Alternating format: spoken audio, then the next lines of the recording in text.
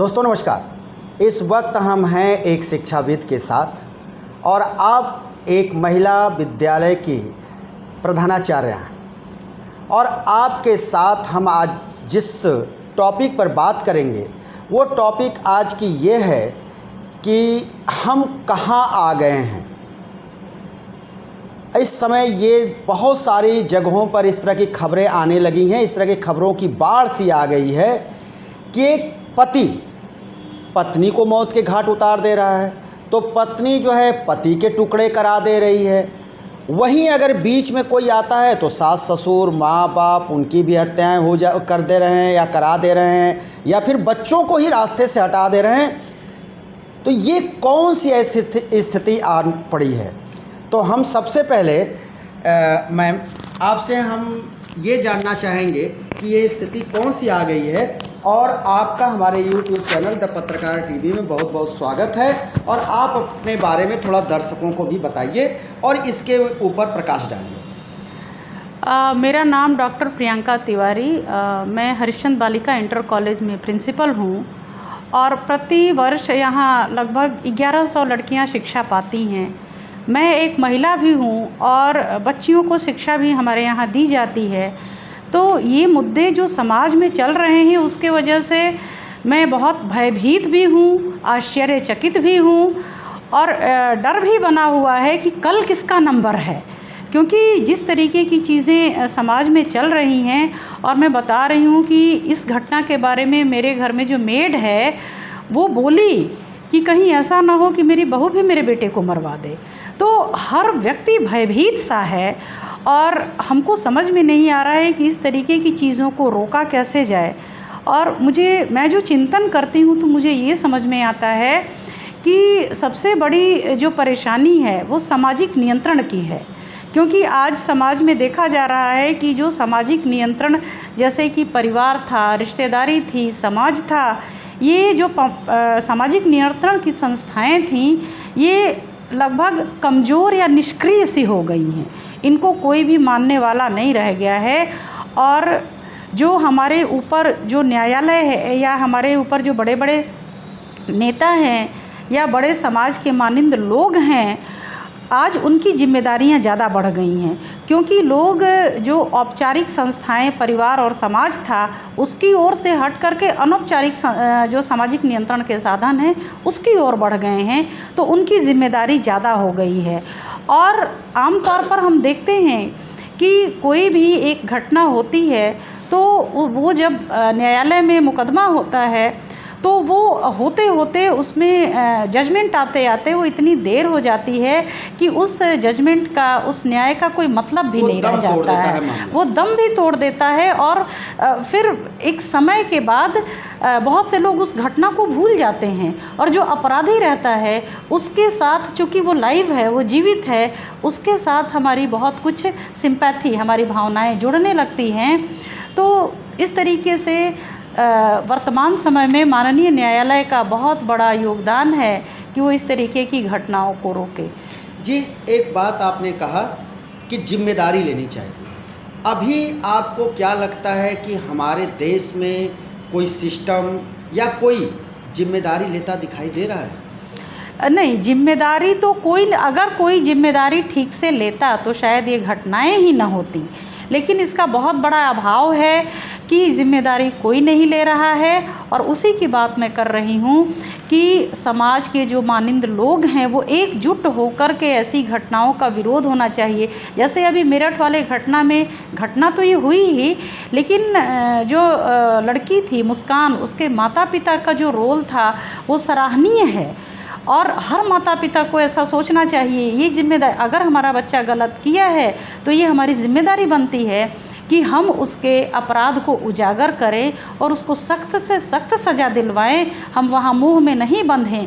क्योंकि हम एक परिवार तो हमारा यूनिट है ही है, बच्चा तो हमारा है ही है, लेकिन अगर हम समाज के सदस्य हैं तो समाज के प्रति भी हमारी जिम्मेदारी बनती है। मैम, आपने मेरठ की घटना की बात कर दी, तो मेरठ की घटना जो है देश ही क्या पूरी दुनिया में ट्रेंड कर रही है।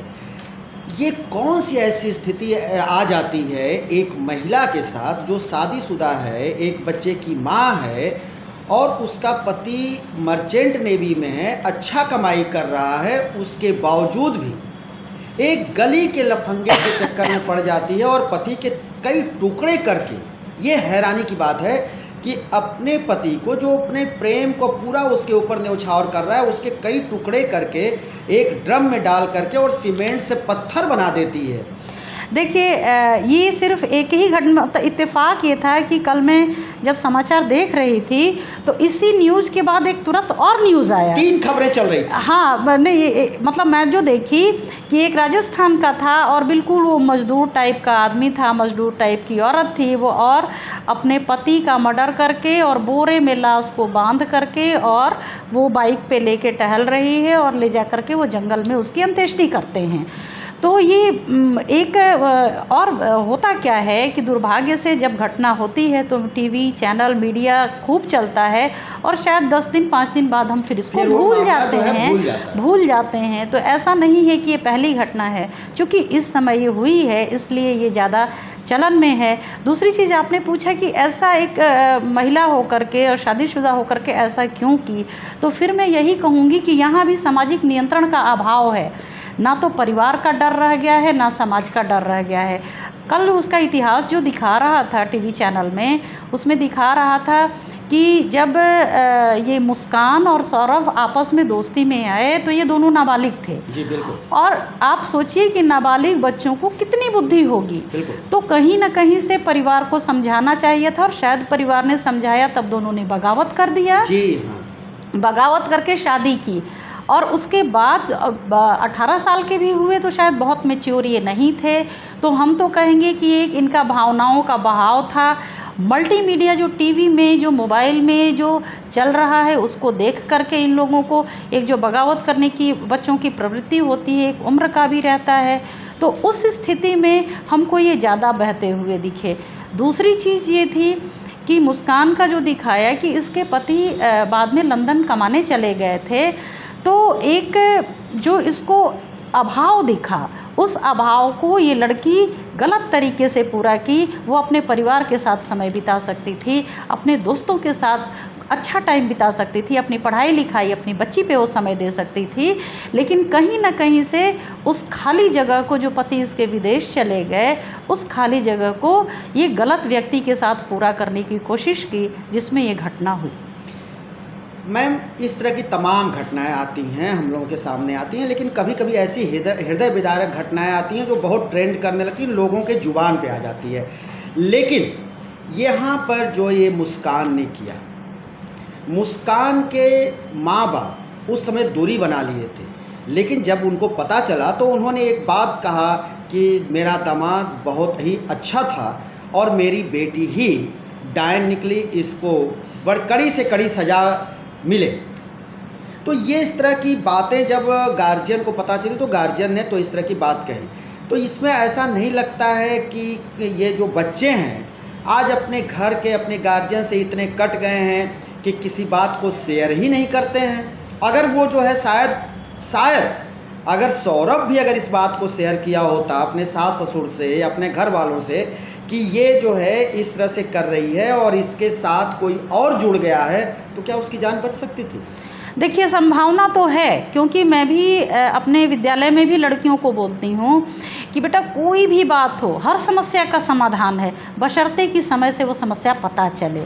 तो मैं हर बच्चे को, अपने बच्चे को भी बोल के रखती हूँ कि अल्टीमेटली समस्या का समाधान परिवार ही करता है, तो किसी बात को भी बेटा छुपाना नहीं चाहिए।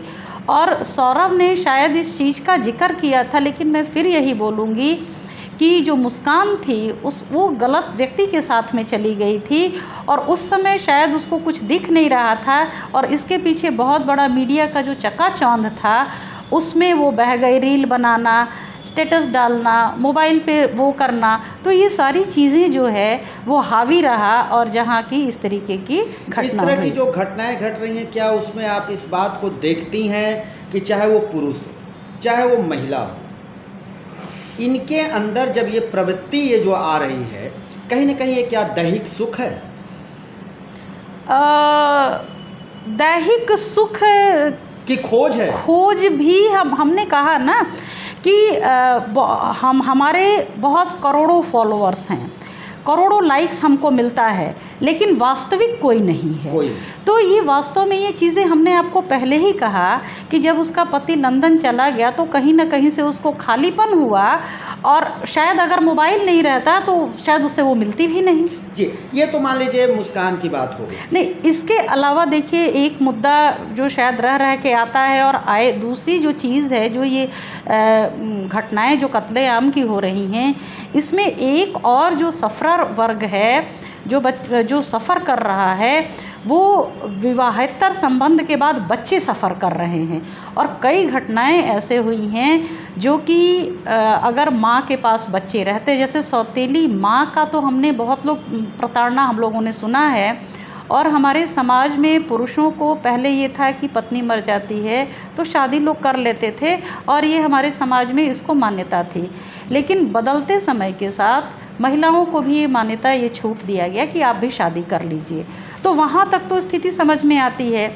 लेकिन अगर किसी महिला को बच्चा रहता है और जब वो शादी करती है तो सौतेला पिता भी बच्चों को बर्दाश्त नहीं कर पा रहा है। विवाहेतर जो है, ये जो बातें आ रही हैं, विवाहेतर भी कह सकते हैं। और शादी के बाद जो सौतेला पिता हो रहा है वो भी बच्चों के साथ बहुत ही जघन्य अपराध कर रहा है। और अभी रिसेंटली मैं एक चीज़ आपको बता रही हूँ, मैंने पढ़ा था कि बिहार के ही थे, मतलब औरत भी बिहार की थी, आदमी भी बिहार का था, और उस औरत को 3 बच्चे थे, और पुणे में वो मजदूरी करने लगे, रहने लगे, सब शादी किया। और वो पिता ऐसा किया कि ट्रेन में ले जा कर के 3 बच्चों को बैठा दिया, और वो 3 बच्चों कोई विंध्याचल का था, वो लोग उतार के ले आए, फिर मीडिया में दिए। तो इस तरीके की चीज़ें समाज, हमें समझ में नहीं आ रहा है कि समाज जा कहाँ रहा है।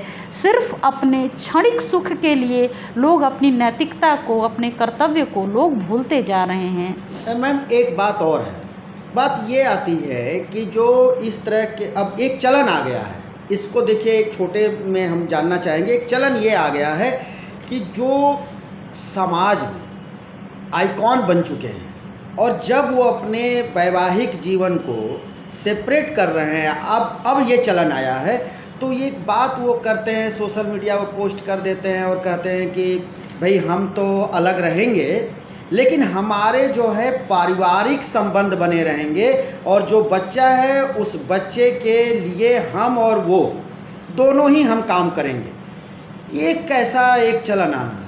देखिए ये चलन, और 15 साल 20 साल पुरानी शादियां इस तरह से टूट रही हैं। आप सही कह रहे हैं। यही हमने एक चीज़ तो पहले ही कहा कि हमारे समाज के जो मानिंद लोग हैं उनका कर्तव्य ज़्यादा बढ़ जाता है, क्योंकि हम उनको फॉलो करते हैं। जो एलिट क्लास समाज का संभ्रांत वर्ग है, वहीं से छन छन के चीज़ें नीचे आती हैं, और वो जो करते हैं हम उनको फॉलो करते हैं। ये बहुत बड़ी सच्चाई है। इसीलिए हमने कहा कि उनका दायित्व बहुत बढ़ जाता है, पहली चीज़। दूसरी चीज़ ये है कि देखिए वो बहुत अधिक, अगर भावनात्मक चीज़ों को हम एक किनारे कर देते हैं तो वो एक उनका मैच्योरिटी लेवल भी बहुत ज़्यादा होता है।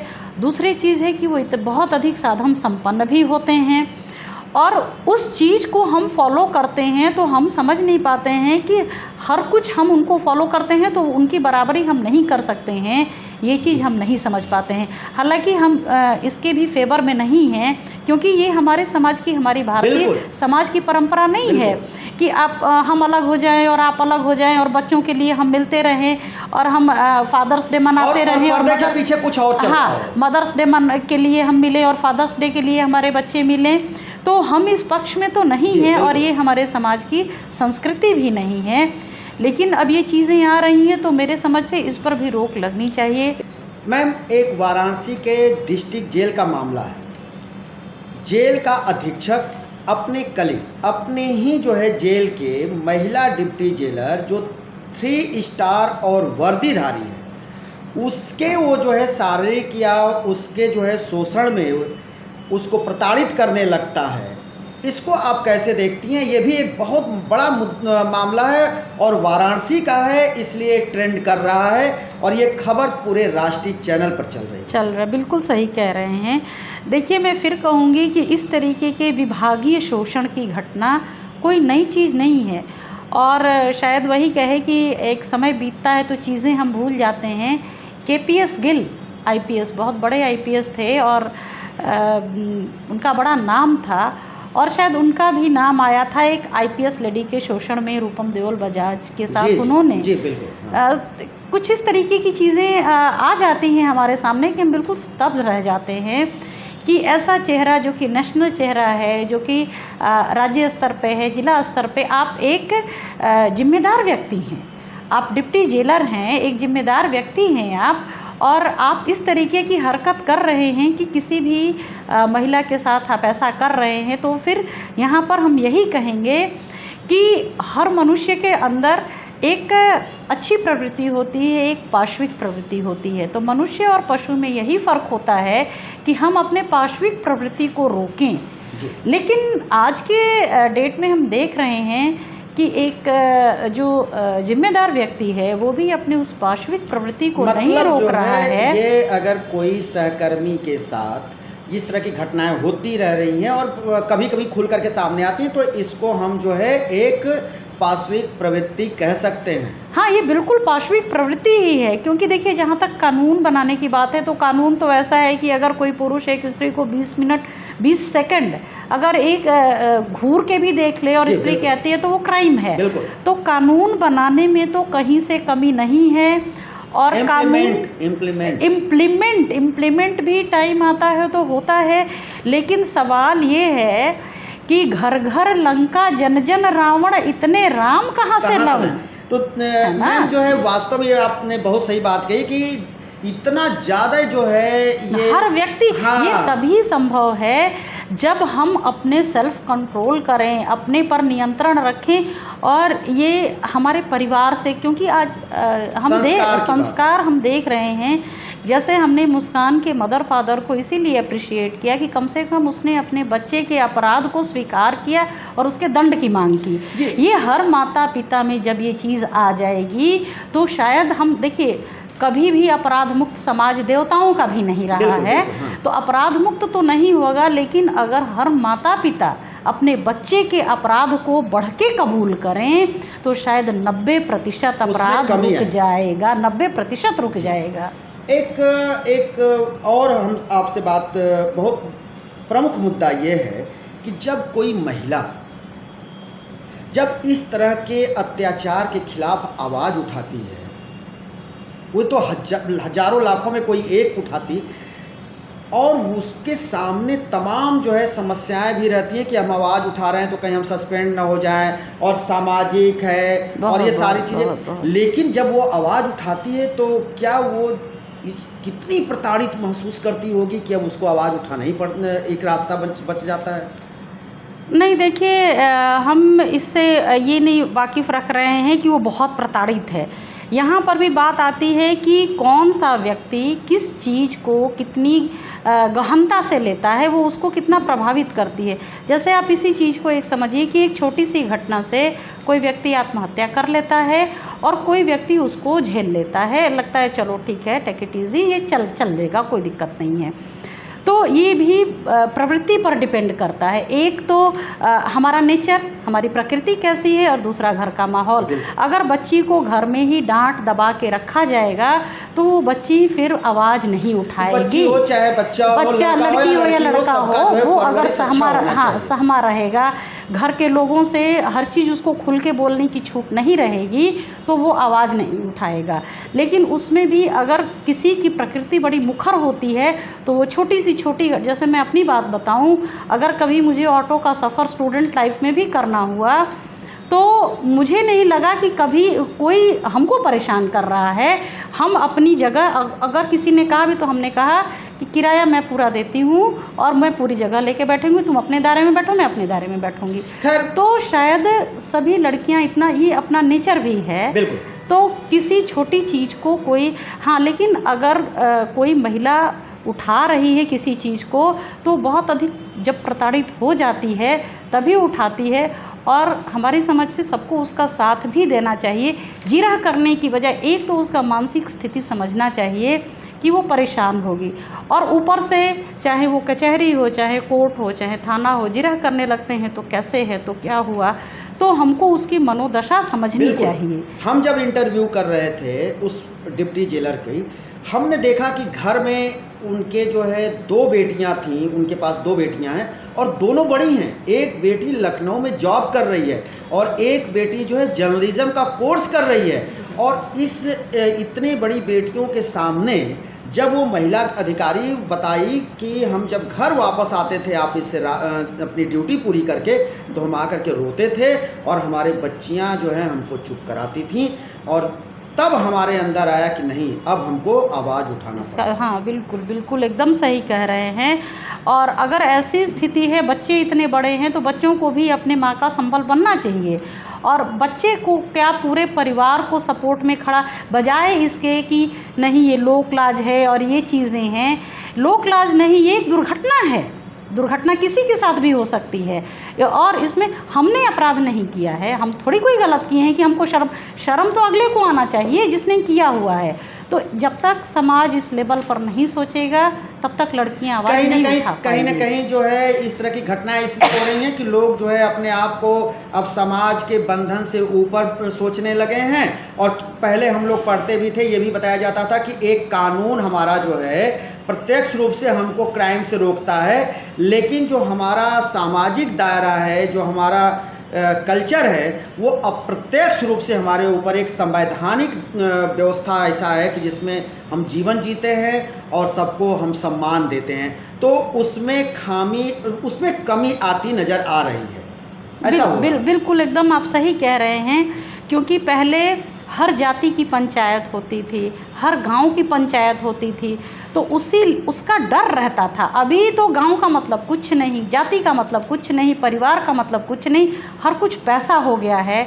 और एक जो आ गया है कि मैं बालिग हूँ, मैं कुछ भी करूँगा। हाँ। तो मैं बालिग हूँ और मैं कुछ भी करूँगा और मैं पैसा कमा रहा हूँ, तो वही सारी बातें ख़त्म हो जा रही हैं। और फिर क्राइम, उसके लिए अपराध नियंत्रण के लिए हमारे पास जो अनौपचारिक साधन हैं, सामाजिक नियंत्रण के साधन, जो पुलिस और न्यायालय, उसी की तरफ हम बढ़ रहे हैं। और वहाँ इतना ज़्यादा लोड है कि वहाँ भी हमारी समस्याओं का निस्तारण नहीं हो पा रहा है। और उस जगह पर भी हम अप्रत्यक्ष या प्रत्यक्ष रूप से अपने प्रभाव का प्रयोग करके और बच जा रहे हैं या समस्याओं को खींच ले रहे हैं। तो हमारा जो पारंपरिक सामाजिक नियंत्रण, परिवार और समाज और ये चीज़ें थीं, जब तक वो प्रभावी नहीं होंगी तब तक इन समस्याओं को रोकना बहुत कठिन हो जाएगा। मैम, आप हमारे इस चैनल के लिए समय निकाली अपनी व्यस्तता के बीच से, इसलिए भी हम आपको बहुत बहुत धन्यवाद देते हैं। और आपने कई मुद्दों पर अपनी बात रखी, प्रखरता से रखी। तो दर्शकों, हम फिर दूसरे किसी वीडियो में आपके सामने हाजिर होंगे। तब तक के लिए शिवमूर्ति दुबे को दीजिए इजाज़त।